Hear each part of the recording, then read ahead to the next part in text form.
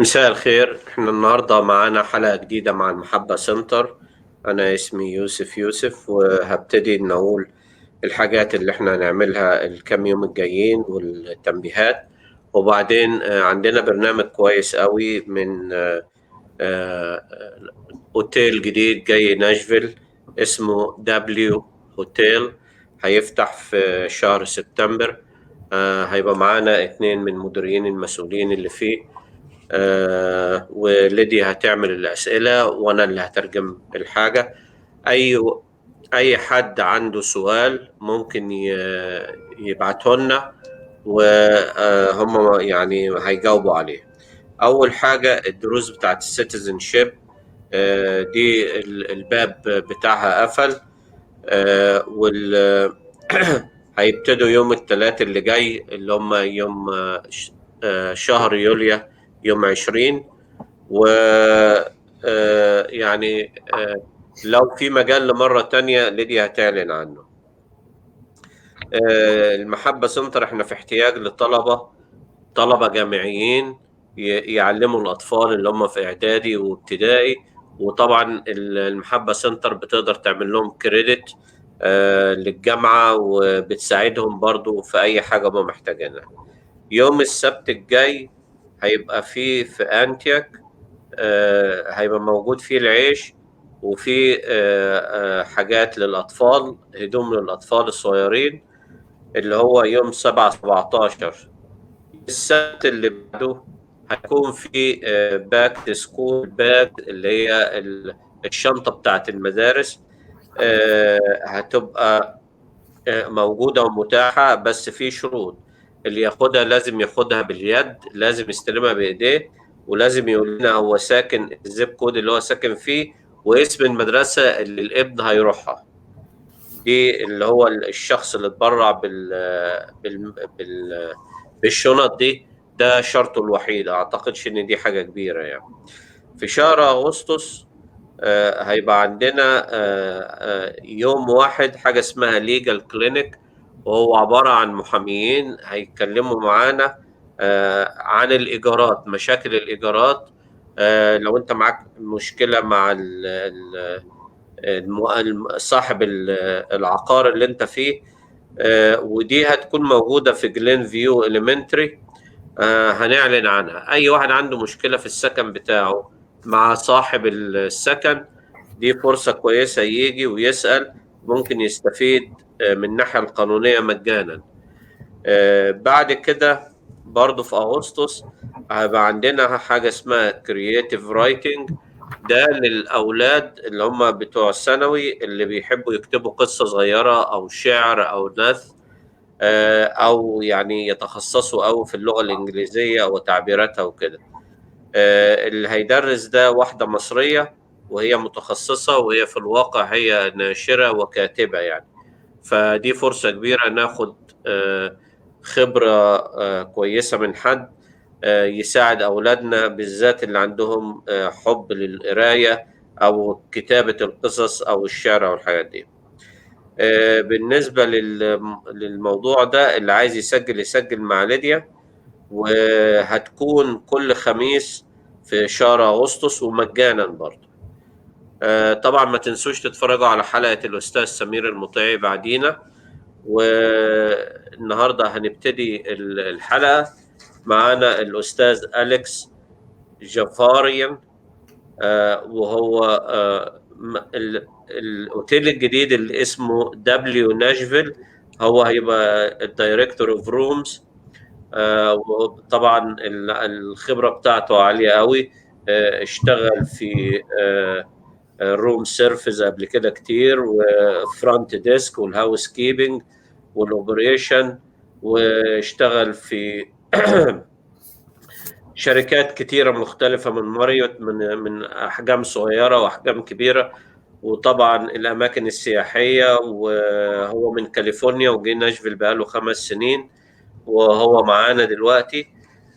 نتمنى لهم التوفيق. على فكرة W ناشفيل ده فرع من ماريوت من شركة ماريوت برضه.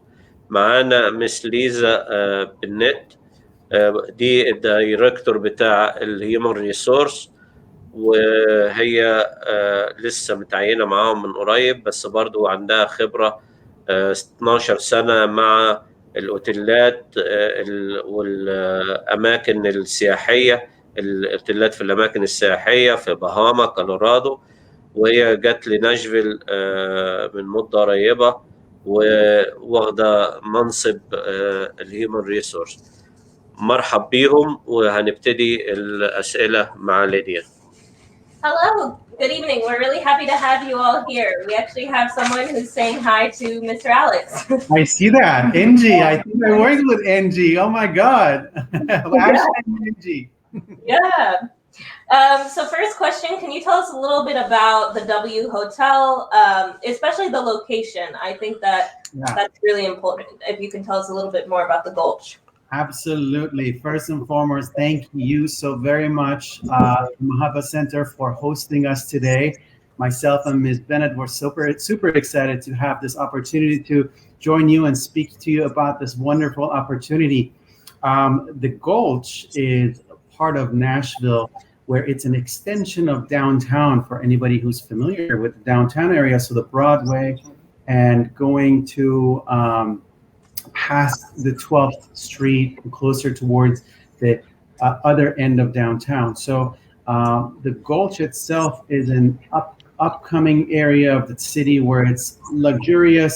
There's a lot of different restaurants and shops and residentials coming to it as well. I'll let Mr. Yousief translate that. Thank you.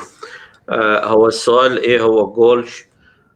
جولش دي اسم منطقة جديدة في شارع 12، جنوب شارع 12، وهي يعني امتداد لداون تاون، ودي ابتدى يبقى فيها أماكن للأوتيلات وأماكن للشوبينج والمطاعم ويعني الخدمات الترفيهية كمان.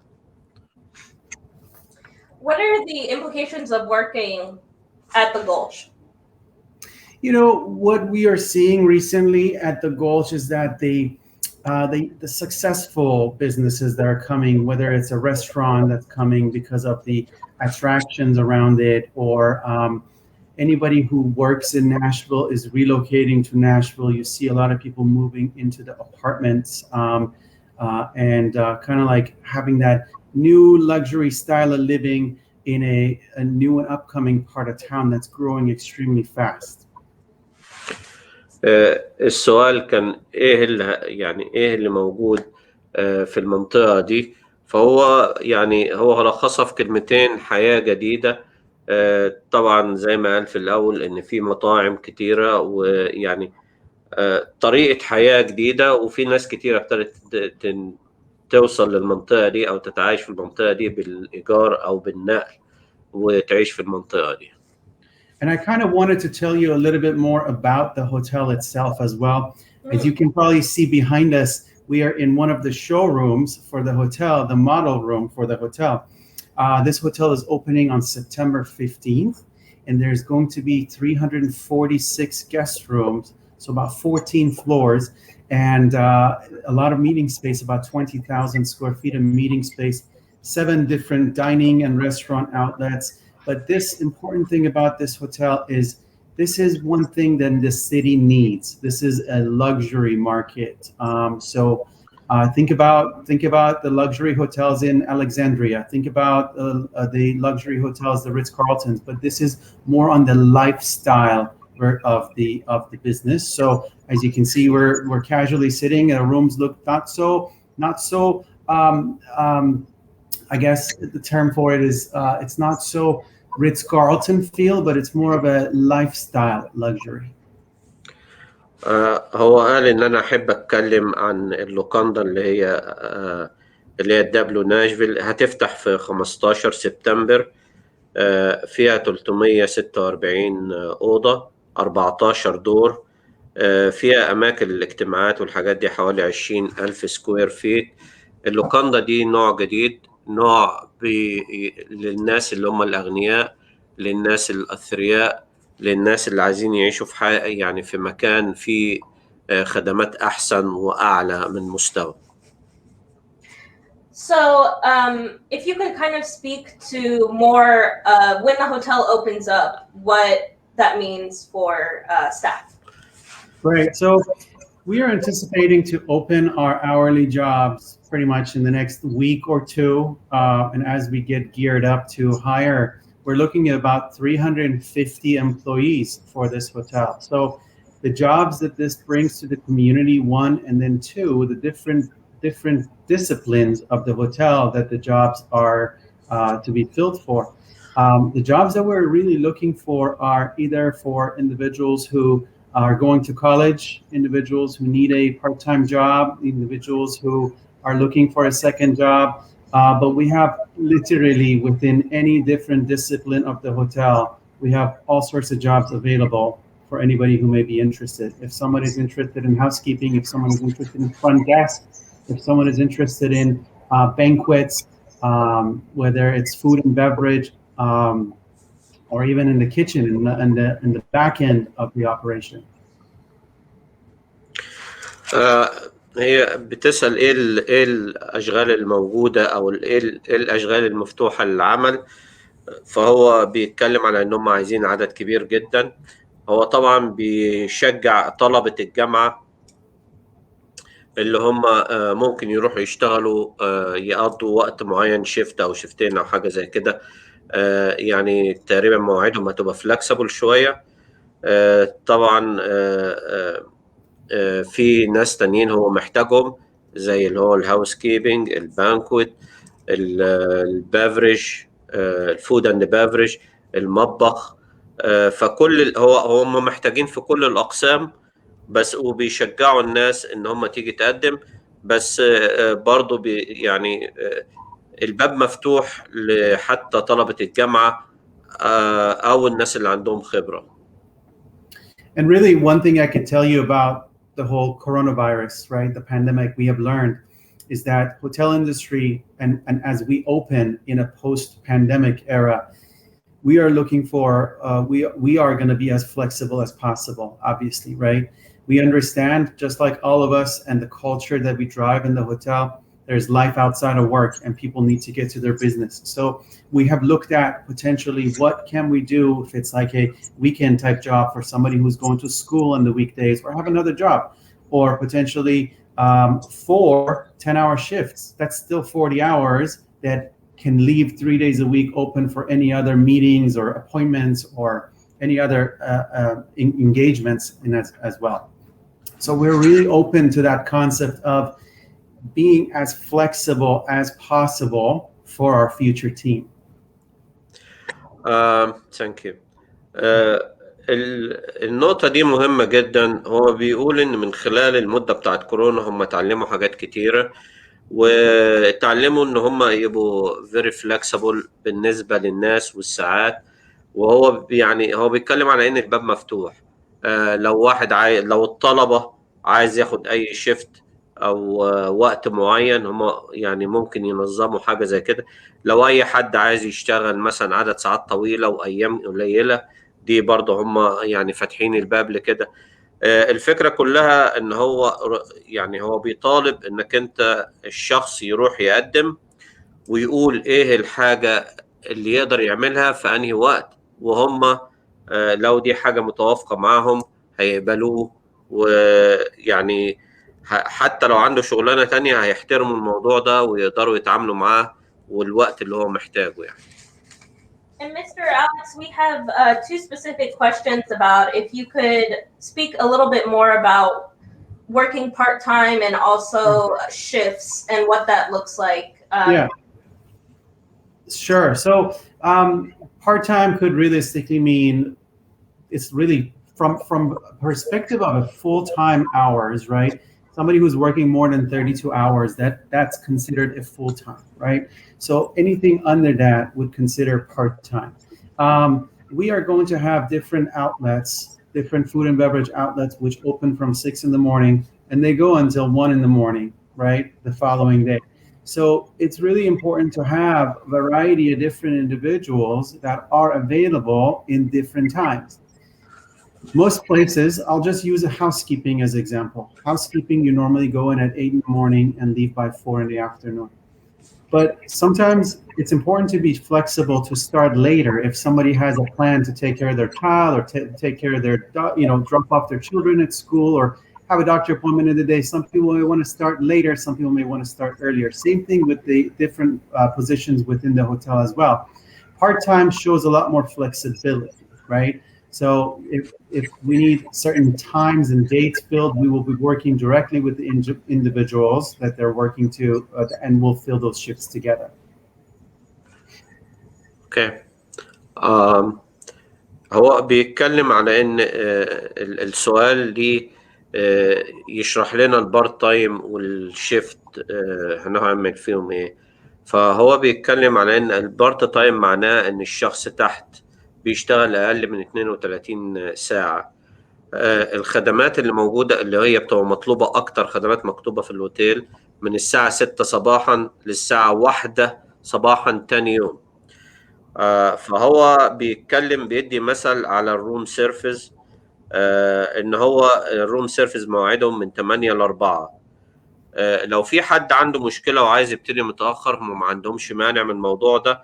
هم ممكن يبقوا فلكسبل في الوقت ويتعاملوا مع الواحد في وقته. وده مثل اداه بالنسبة لديبارتمنت واحد. طبعا اكيد الديبارتمنت التانية هيبقى فيها نفس الاسلوب او نفس الطريقة. ويعني كل التنويه على ان هم هيبقوا يتعاملوا مع كل شخص على حدة. So we do have a question about applying, but I think right before then, I do want to ask about payment and also training. So say if I have absolutely no background in say housekeeping or serving, what does that look like in terms of training and also in terms of pay? Absolutely. The very first part of that question about how to apply, and Ms. Lisa is going to help me with answering the other portion, but I wanted to put my email on there for you on the bottom of the screen. That's the easiest way to get in touch with me, and I can provide you the job numbers and the website for the jobs that's going to be posted. So first and foremost, that's the easiest, and I wanted to have that there for you, but then also through the Marriott career page, and I can be more specific on an email when I receive from you. But Ms. Lisa can share with you if after Mr. Yousief wants to translate. السؤال بتاع ليديا اللي سألته ازاي الناس تقدم وايه هي المرتبات وايه هو التدريب او يعني التدريبات اللي هيديها لهم او اللي هو التريننج بتاعهم في البداية. فهو هيخلي مس ليزا تجاوب على ابلاينج وبعدين هنتكلم على بعدين. Okay, yeah, I can talk a little bit about the pay and the training. So we have made a commitment to be very competitive in this market with how we are paying and also the benefits that we're offering. But the great news is that we are open to all levels of experience and all different skill sets. So we'll be paying most positions on based on experience. So if you have no experience, you might come in at the entry rate. If you have lots of experience, you may come in a little bit higher. So for example, right now, we are looking to pay a range for housekeeping or for room attendants, $16 to $18. And again, if you have no experience, you come in at the starting rate. And if you do have previous experience, maybe 1, 2, or 3 or more years, then we would be able to pay you at the max of the scale. I'll pause there and then I can talk about some of the training too. اوكي. هي قالت انها هتتكلم عن المرتبات والتدريب. فبتقول اول حاجة في benefits او في يعني حاجات بتستفيدوا منها بالشغل في ماريوت، وهم طالبين ناس من كل الأقسام. المرتبات هتبقى على حسب الخبرة وعلى حسب قدرات الشخص ومعرفته.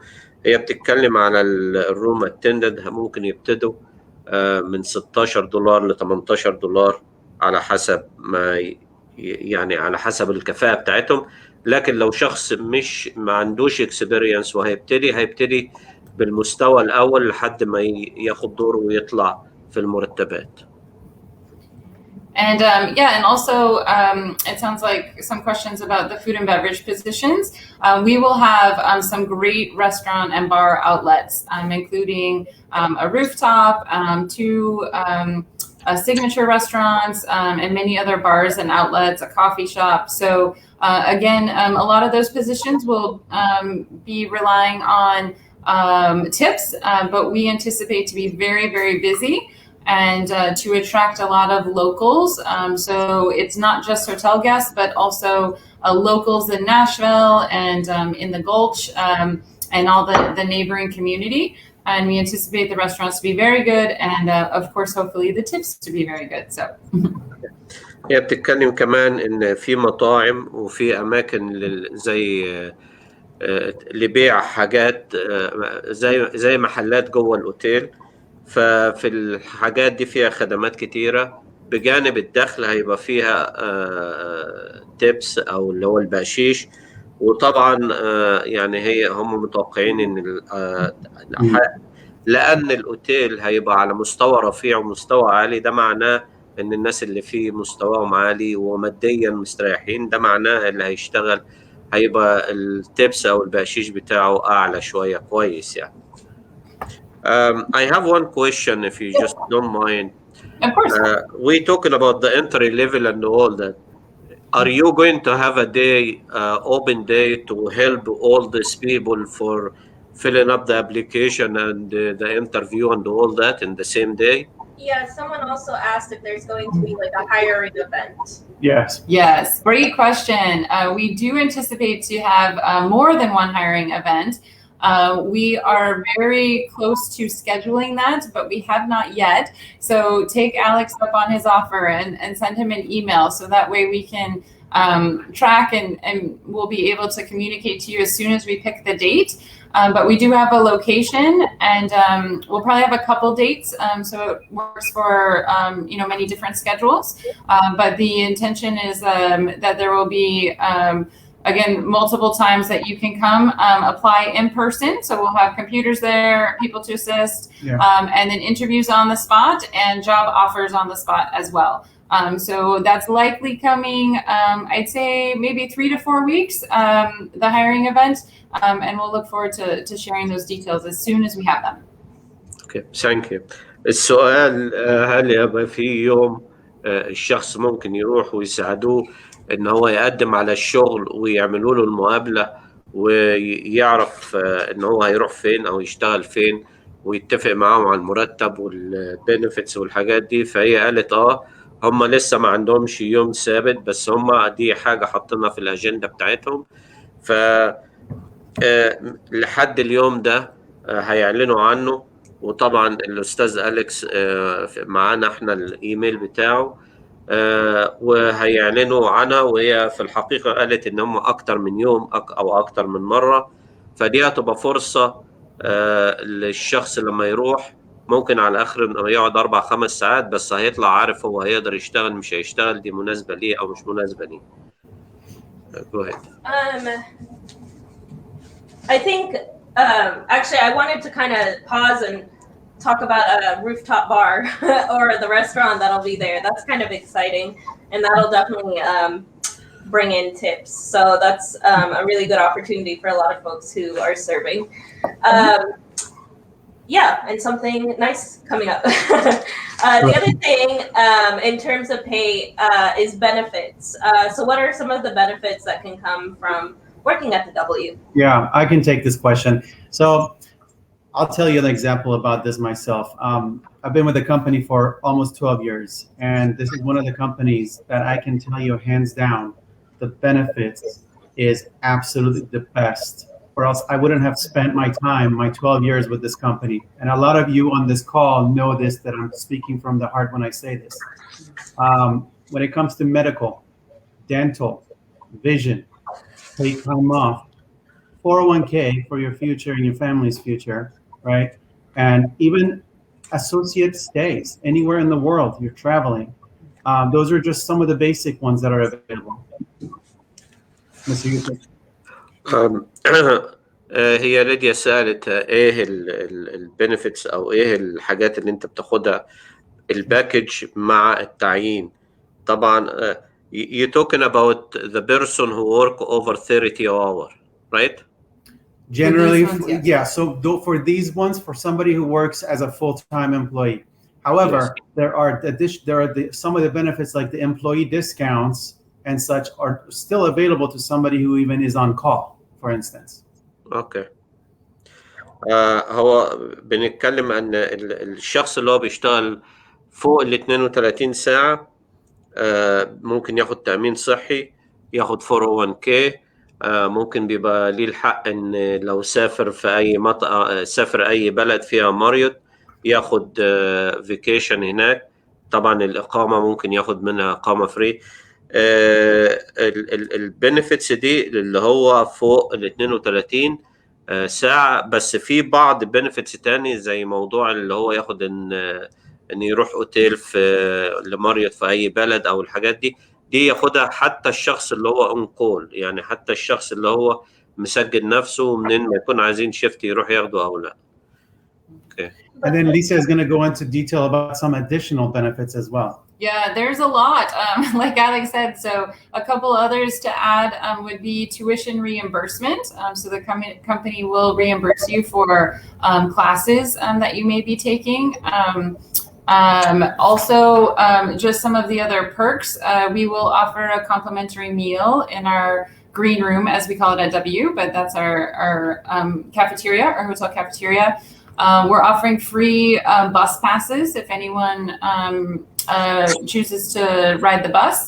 And then we'll have discounted parking also in downtown. If any of you have worked there, you know that parking is hard, but our pass will be $60 a month. And that's a come and go pass no matter what shift that you work at a covered garage that's 2 blocks away from the hotel. Okay, thank you. في من ضمن الحاجات الخدمات التانية اللي بيقدموها التويشن ده لو واحد راح ياخد كورس أو يدرس أي حاجة ممكن بعد ما يخلصها يدفعوا له تمنها. الأتوبيس لو حد بيتعامل مع الأتوبيس رايح جاي هيبقى شبه مجانا. أعتقد هيدولك زي كارت بتاع الأتوبيس. البارك بتاع العربية هي بتتكلم ممكن يدولك لحد $60 في الشهر. يعني دي تاخدهم مقابل التبريك العربية في المكان اللي انت تحبه. فهم بيتكلموا ان في يعني يعني هيحاولوا يعملوا حاجة جديدة ان هم يشوفوا الحاجات اللي انت محتاجها ويساعدوك فيها مقابل انك انت تقبل الشغل وتقعد مقابل الدخل كمان. فيعني أنا طبعا ما عنديش فكرة عن الأوتيلات التانية والكلام من ده، بس اللي أنا شايفه ده حاجة مش وحشة. وكل الناس عايزة تأمين صحي وعايزة ال 401k ده برنامج كويس جدا جدا جدا. والموضوع التويشن ده بيفرق كتير مع ناس كتيرة. فدي بعض الحاجات اللي هم قالوها، وبتقول طبعا في حاجات تانية مختلفة بالنسبة لأوضاع تانية. Question, is it easy if someone is working already in a Marriott hotel to just transfer to work at the W? Yes, very easy. All you have to do is be in your role within be in your role within 6 months, and then you can transfer to our hotel. We are still part of the Marriott portfolio. We are a different brand. So, for example, there are different Marriott properties. There is the Gaylord, for example. There is Renaissance. So those are still part of our brand. If somebody is already there, they can still apply after they have worked in their current position for 6 months. Okay, thank you. هو الناس متلخبطة في حتة اسم المطعم، اسم الأوتيل. الأوتيل اسمه دبليو، حرف دبليو، ودي يعني مش غريب، بس هم عايزين يسموه كده، ما فيهاش مشكلة يعني، حقهم. فهو الاسم بتاع الأوتيل دبليو بس، ما فيش حاجة تاني. ممكن تقول عليه دبليو ناشفيل هوتيل، بس هو الاسم بتاعه دبليو. بالنسبة للناس اللي عمالة بتبعت على كده. بالنسبة السؤال كان ممكن حد بيشتغل في ماريوت ينقل من ماريوت على دبليو. قال بس يكون عدى عليه مدة 6 شهور في المكان اللي هو فيه، وبيقول طبعا ان ماريوت اساسا برضه في ناشفيل منتشر في اسامي اوتيلات تانية تحت قيادة ماريوت.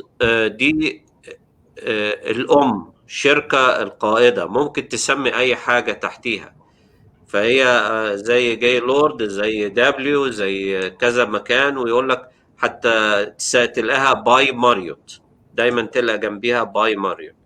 فدي شركة كبيرة، الاسم ماريوت دي شركة كبيرة، والاوتيلات دي زي الاولاد طالعين منها من جنة، كل واحد باسم تاني.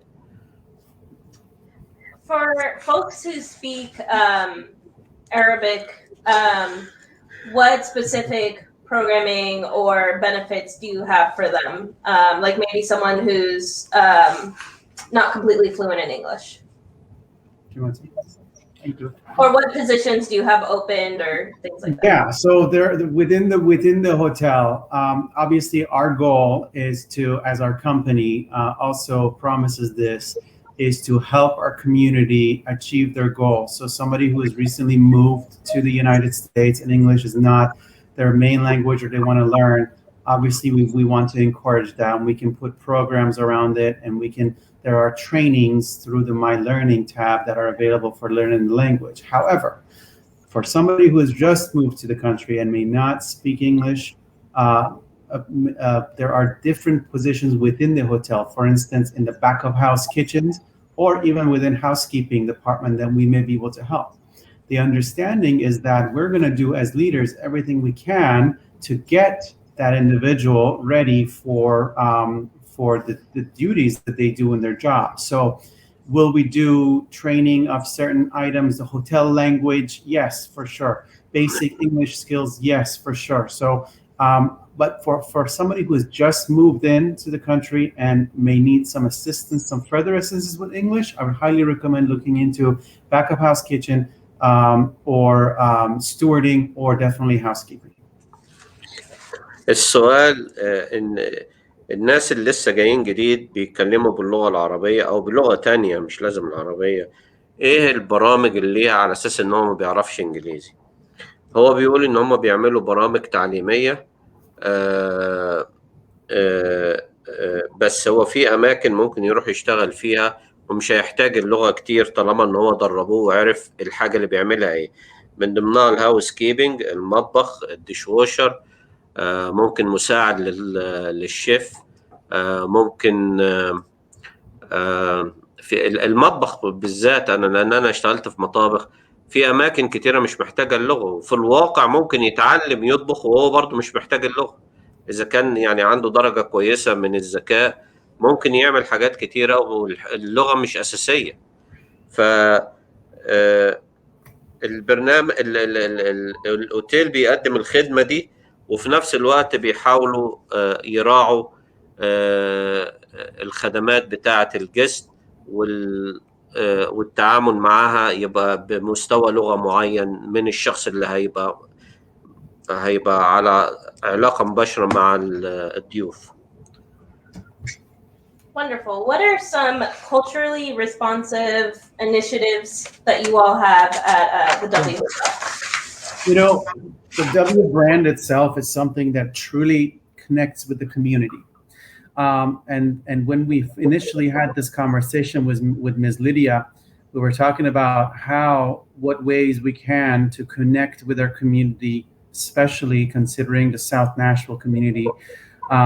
And we understand that for something to work properly, we need to have and value and understand each other's culture.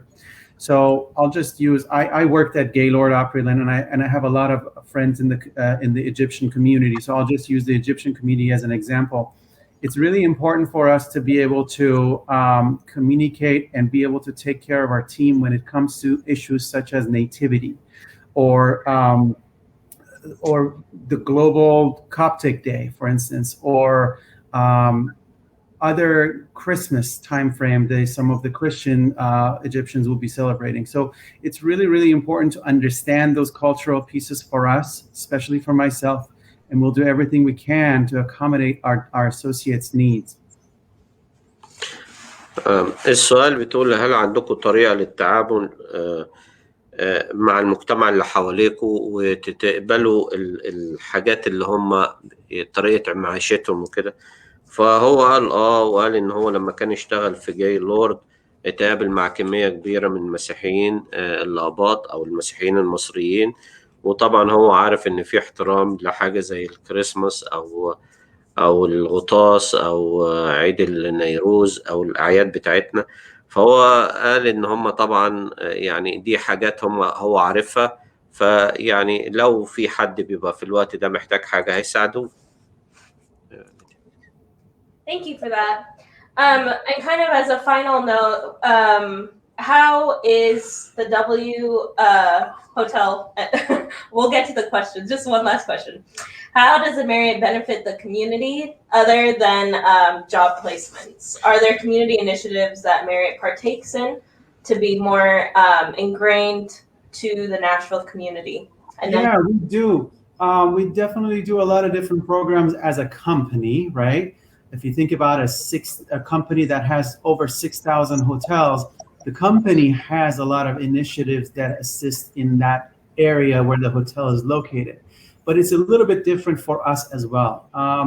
As communicated with you in another meeting, Ms. Lydia, we are open to suggestions from the Elmahaba Center. We are really excited for a partnership with Elmahaba Center to be able to understand and be able to assist in any way we can help the community. So it's really, we are open to ideas. Obviously right now, with regards to the opening, our mission is to get to September 15 when the hotel doors are open. So we haven't unfortunately put too much thought around it, but we are super open to the ideas that we can get from a partnership with you.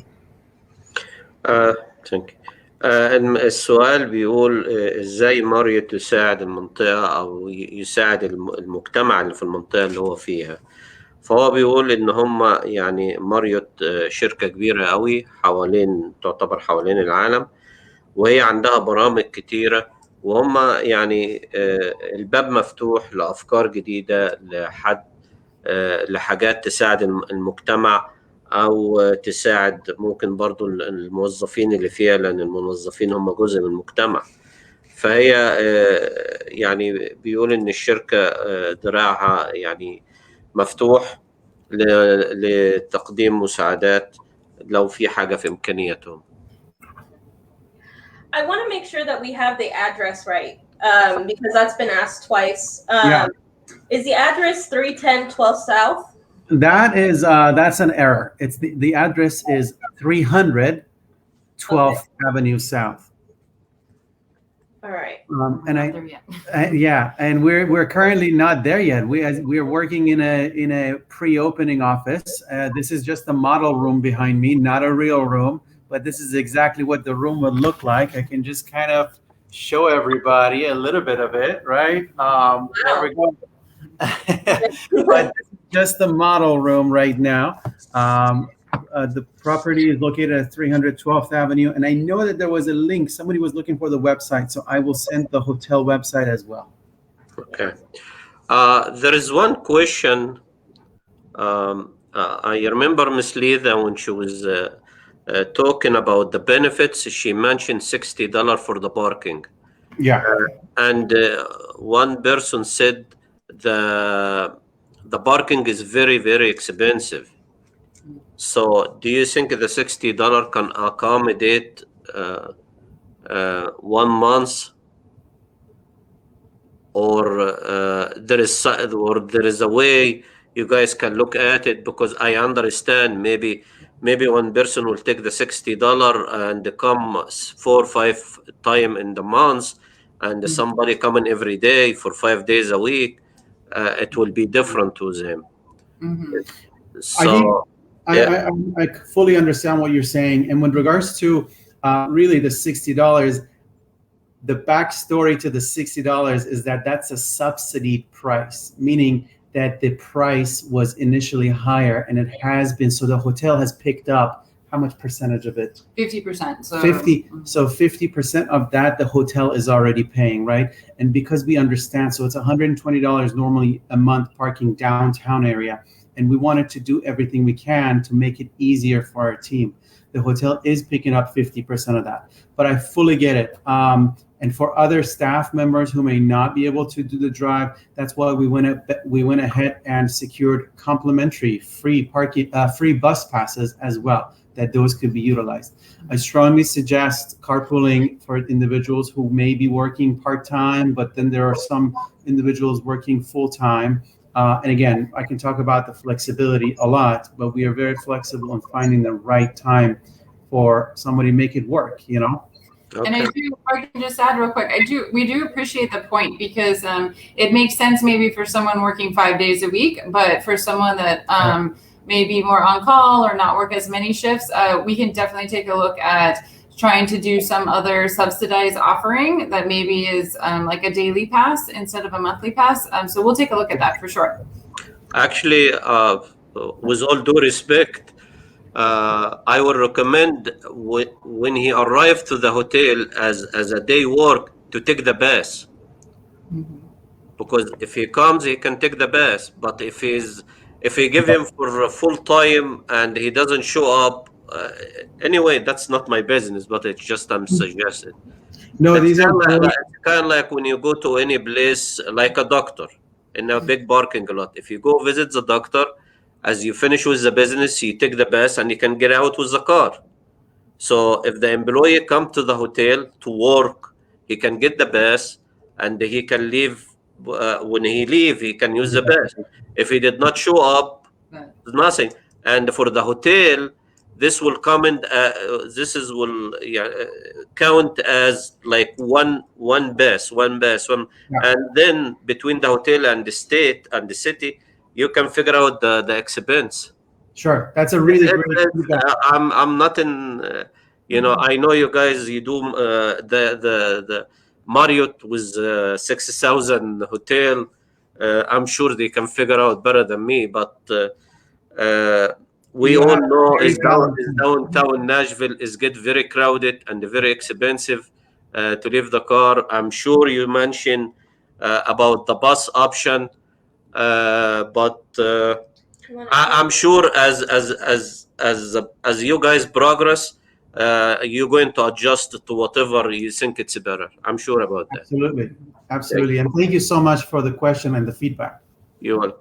السؤال كان ان في مدام رشا سألت ان $60 قليل، ان الباركنج لوت غالي قوي. في الاول خالص مس ليزا كانت قالت ان هم هيدوكوا $60. انا سؤالي ليهم $60 دي ممكن تبقى كويسه الواحد يشتغل 4-5 ايام في الشهر، بس مش هتبقى كويسه الواحد يشتغل 20 يوم في الشهر. فيعني الحته اللي انا حبيت اوضحها لهم، ممكن يبقى الشخص لما يروح الشغل في اليوم اللي هو بيشتغل فيه ياخد اللي هو الباس وهو طالع يستعمله، فكده لو هو ما جاش ما يستعملوش، يبقى ما فيهوش حاجه. وهم يعني قالوا ان ممكن او يعني قدام مع ما يعرفوا المشاكل يقدروا يصلحوا الحاجه او يشوفوا لها طريقه ثانيه. And actually, quick question: what's the nearest bus stop to the hotel? Is it much walking? To be truthfully honest with you, I need to look at that. That area, I have seen buses stopping and going through, but I am not sure exactly. I don't think it's across the street. It's probably a block down from us. However, I have seen buses in that area, and it's right by Interstate 40. So where the hotel sits is really very easily accessible if somebody were to drop somebody off as well, if they weren't just taking the bus and they were just being dropped off. We're right by Interstate 40, coming from Antioch, coming from Hermitage, coming from Madison, from all angles. السؤال في محطة أتوبيس قريبة، هو قال إنه هو ما شافش حاجة قريبة قوي، بس هو عارف إن هو في مواصلات في المنطقة دي، بس لسه ما نعرفش هي جاية من أنهي حتة قريبة أو طريقتها إيه والكلام ده كله. Yeah, it's actually, I don't know, from Google Maps, it's not that bad of a walk. It's off 3rd Ave. Yes. So it may even be better to do the bus pass, and because it's just one whole bus ride to downtown, and then you just walk about 3 blocks. Awesome. Is there anything else you all want to add about working at the W? I mean, there's a lot of reasons. I mean, it's funny because we are currently asking each other, why are we here, right? And I shared mine the other day, and mine was really important to me because it's an opening. It's a brand new hotel. Everything is brand new. Everybody is looking at us, right? Everybody wants to be with us. We are a W hotel, and we do things a little bit differently. Our culture is different than Gaylord hotels. It's different than Renaissance. We are all about being bold, being witty, and why not be part of this brand new opening? You know, great luxury feel to it. High class restaurant, high class bar, celebrities, musicians. So I personally love that.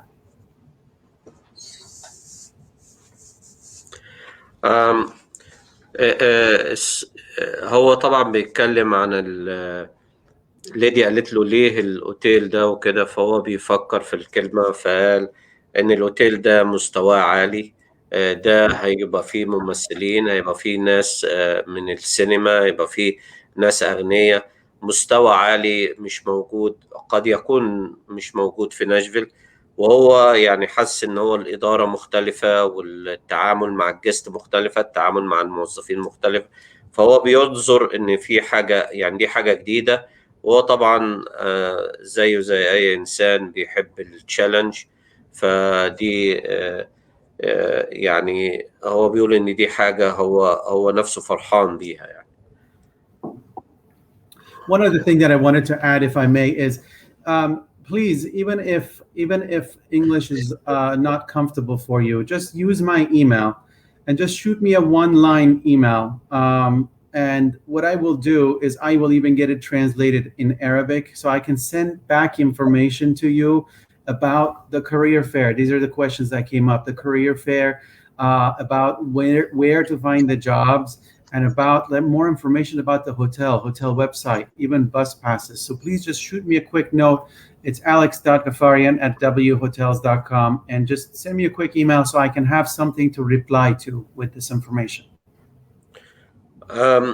هو بيقول لو حد، يعني هم لسه ما فتحوش باب التعيين، بس لو اي حد عايز يعرف حاجة ابعت له ايميل واكتب فيه انت عايز ايه بالظبط، بسطر واحد صغير، وهو لما يجي الوقت هيرد عليك، هيجيب حد يترجم له، او هيخش على جوجل ترانسليشن وهيرجع لك تاني ويبعتها لك ويقول لك على الميعاد والمكان. So the line can be just as simple as I want to work here. Yes. Because if somebody says I want to work here, then I know that they probably need some help with English, so I will get it translated in Arabic. Okay. Wonderful. ليديا بتقول يعني ممكن يقول انا محتاج اشتغل عندكم، فهو قال دي كفايه ان هو يعرف ان انت عايز تقدم وتروح تقدم. And we do have a quick question. Do you have VIP? What do you mean? Elaborate. I don't know. I thought it was a hotel lingo, so I just said it. It's just someone in the questions is asking, but I assume maybe هو الشخص مش عارف اسم الحاجة. But it might be in reference to him saying celebrity or something. Maybe they think there's like a VIP. I don't know.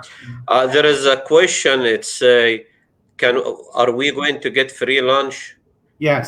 I think Miss Lisa mentioned that before, right? Yes. Naam. Yeah. And just so it's important to us that we provide a great meal, and just to know we'll always have a meat option and also a vegetarian option. So that's something that we're already committed to. Yeah. اوكي. في نقطة مهمة، ابتدت أسئلة تيجي كتيرة، الإيميل إيه وكده. الإيميل محطوط، و لو أنت بصيت على اللائحة بتاعتنا هتلاقي الإيميل محطوط. أنت هتحطيه على المحبة سنتر، وليدي هتحطه لكم على المحبة سنتر، ويعني الإيميل هيبقى مشهور كلمة أليكس ALEX. وهم هيفتحوا بعد التعيينات بعد كام اسبوع، فهم اسم هم ما عندهمش حاجه دلوقتي. هو كل اللي طالبه لو انت عايز تقدم في الشغل او اي حاجه ابعت له ايميل، لو عايز تبعت ايميل، ولما يبقى في وقت او كده هيرد عليكم كلكم ويقول لكم مثلا مواعيد كذا كذا كذا والمواعيد ده كلها. And someone is suggesting that if there's a phone number that they can call, that would be easier. Perfect. Write it down. 805. Oh, 1 minute. Okay, 805. 704. 4410. All right. Now, I only ask one thing. That's my cell phone. Oh boy. That's my mobile phone. It's in my pocket day and night. But be nice. Well, I think you make an error. I think so. It's okay. All right. I've looked at the comments, and some of the wonderful folks that have been leaving comments, they're way too kind, and I've worked with them in the past. So it's another way for me to connect with my team as well. Okay. Mr. Alex, give us his cell phone. بليز لو اتصلت بيه احسن حاجه سيب له رساله، وزي ما قلنا لما يجي وقت التعيين هو he will respond. دي نقطه مهمه. لو هتقعد تتصل عشان تتكلم معاه ما ينفعش. الرساله هي لما هتوصله هيبقى فاهم انت عايز ايه وخلاص توصلت الموضوع. هي مش هنقعد نتكلم مع بعض. دي حته مهمه لان هو راجل مشغول، وهو لو لقى واحد هيزن عليه اول حاجه هيعملها هيحس ان ده ما ينفعش يشتغل معاه. فدي نقطه مهمه. I just announce better if they text you or and it will eliminate lots of waste time. Text is perfect. Then I can use Google translate it to Arabic, send it back in Arabic. Okay. في حاجه ثانيه؟ We're good. Thank you all so much for being with us. Do you have any last word for you or Miss Lisa? Just thank you for your time, and we really hope to meet some of you. And of course, we'd be happy to answer any more questions or anything else we can share about the jobs in the hotel. So hope to meet you soon. So do us, and thank you to both of you for your time and all information you gave it to us. We wish you the best at the opening, and we could see you soon in person or at least on live. Yes, looking forward to it. Thank you so much.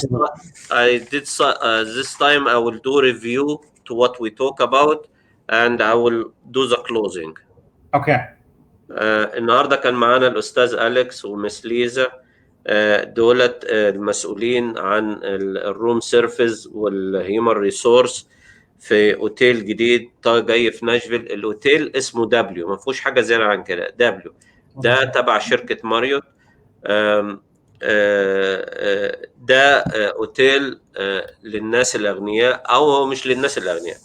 الاوتيل طبعا هيبقى الاسعار بتاعته غاليه ومعمول بحاجه جديده، طريقه جديده. محتاجين هم ناس من كل الاماكن، هاوس كيبنج، بارتندر، بافريج، فود بافريج، المطبخ، ديش واشر، اي اسيستنت في اي حاجات كتيره. طبعا هيبقى فيه بيلمان والكلام ده كله.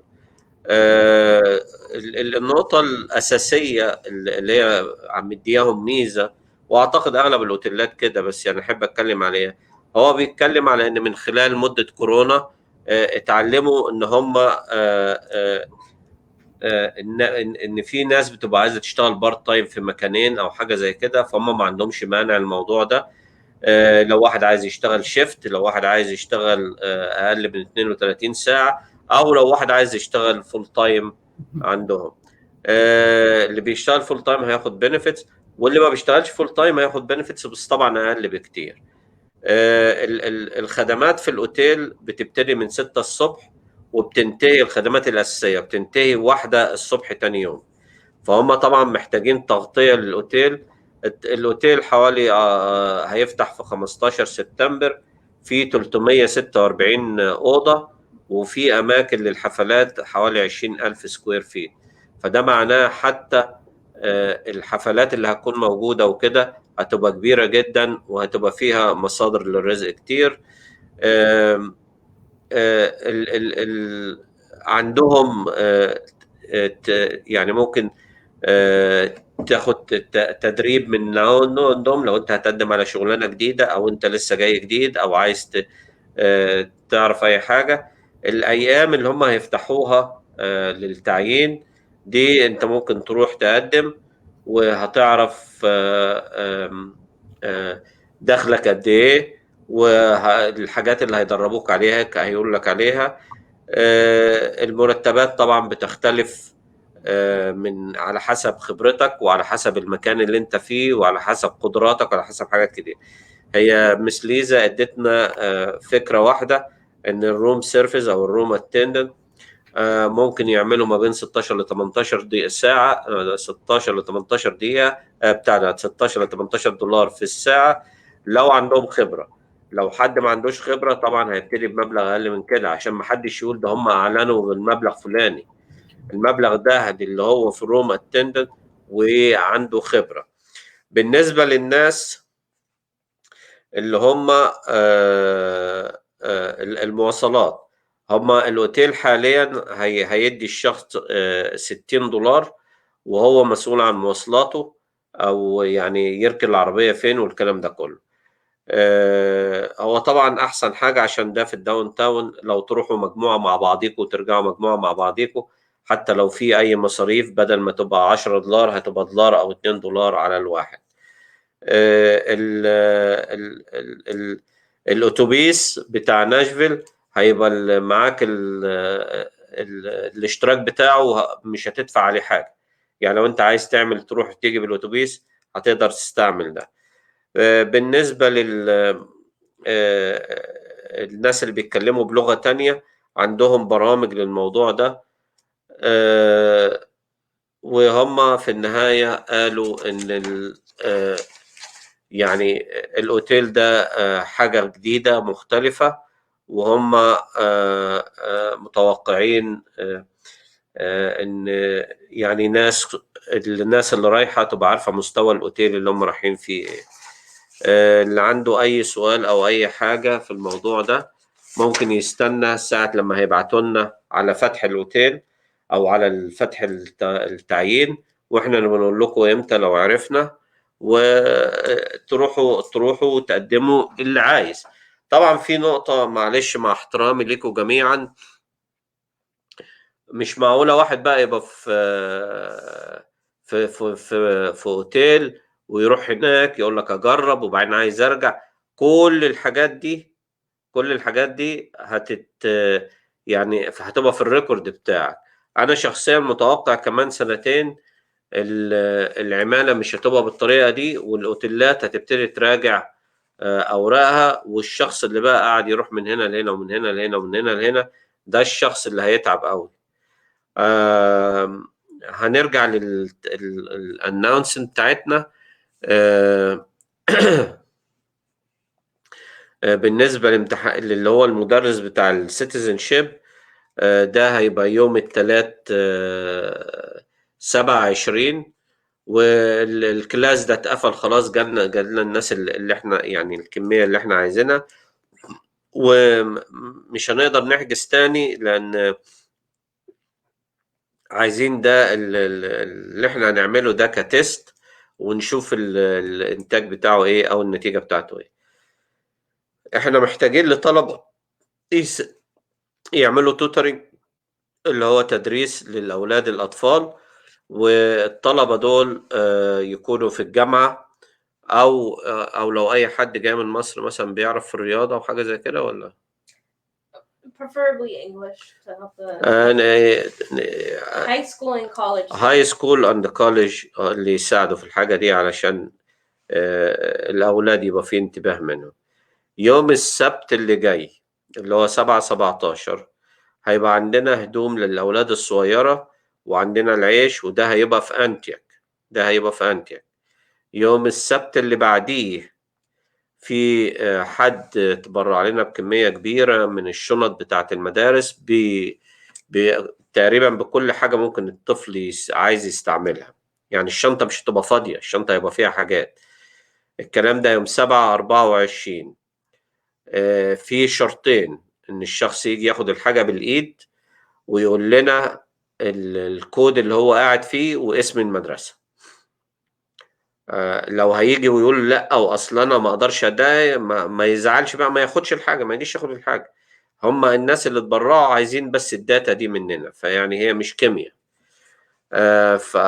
في اغسطس، في اسبوع من اسابيع اغسطس، لسه ليديا ما اتفقتش معاهم، بس هي يعني مبدئيا هيبقى عندنا حاجه اسمها ليجال كلينيك. الليجال كلينيك ده اللي هو هيبقى عندنا محامين وهيشرحوا لنا حقوقنا، ولو في واحد عنده مشكلة في الإيجارات بس.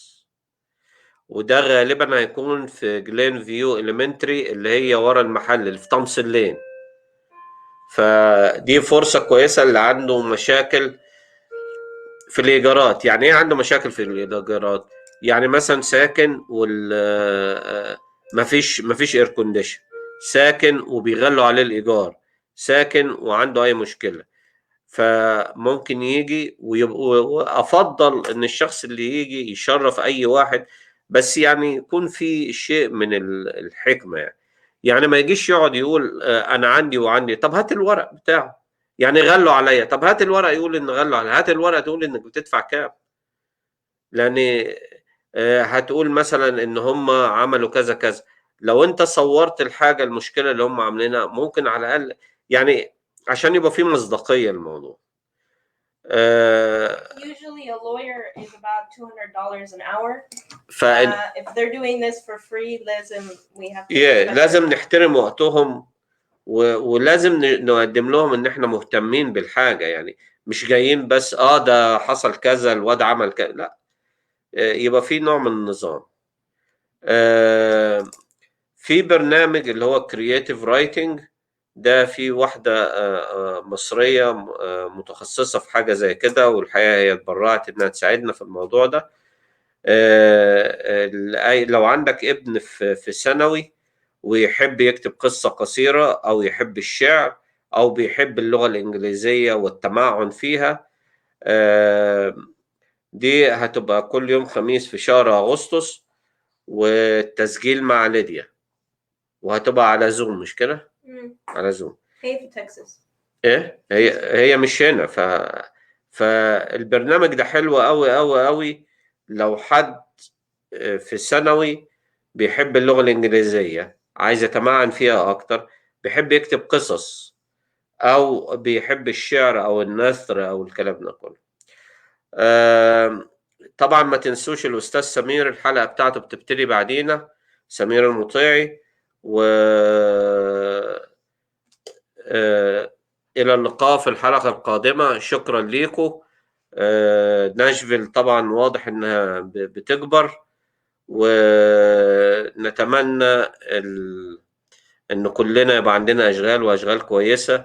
بس في نهاية اليوم التسرع وحش، وكل واحد يشوف الحاجة اللي تناسبه وتناسب مواعيده مع البيت بتاعه وحاجته، ما يجريش ورا الحاجة وبس. شكرا ليكم وسلام. Have a good night.